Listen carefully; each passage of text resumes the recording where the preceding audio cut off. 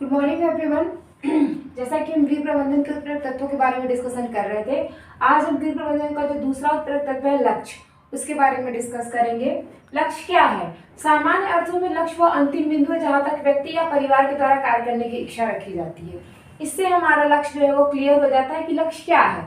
हर किसी के जीवन में कोई ना कोई लक्ष्य होता है जिसे परिवार के सदस्य या व्यक्ति द्वारा वहां पर पहुंचने का प्रयास किया जाता है।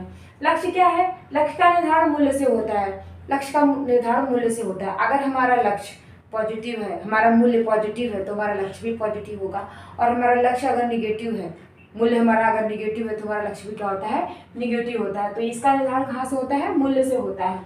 ये आशा पर निर्भर करता है। जाहिर सी बात है, अगर हम किसी चीज़ का आशा रखते हैं तभी हम अपना लक्ष्य भी डिसाइड करते हैं, है ना।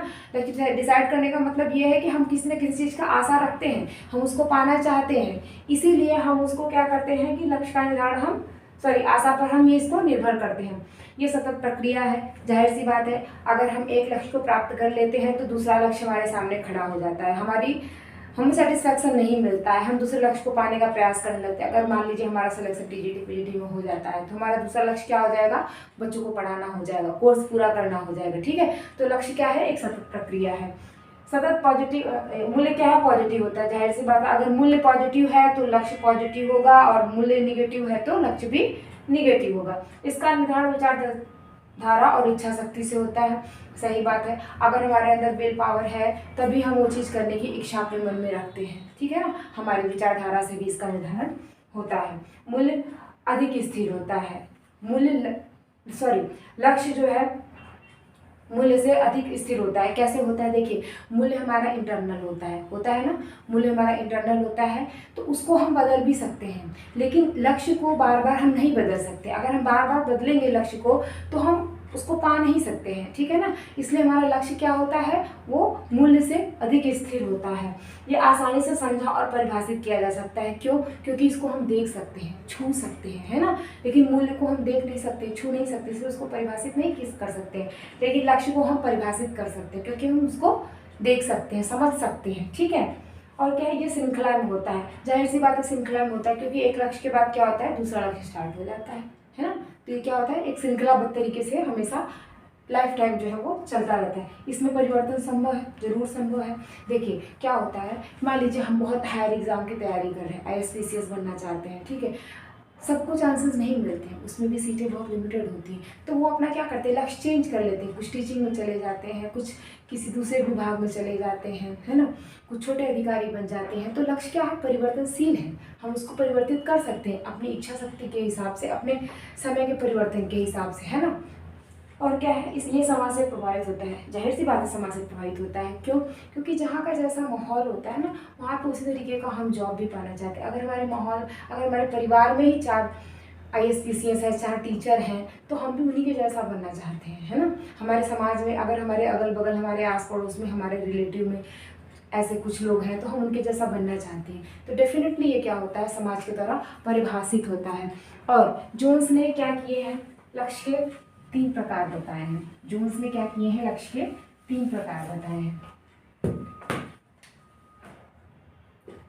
जोन्स ने लक्ष्य के 3 प्रकार बताए हैं। कौन से? पहला है दीर्घकालिक लक्ष्य, दीर्घकालीन लक्ष्य।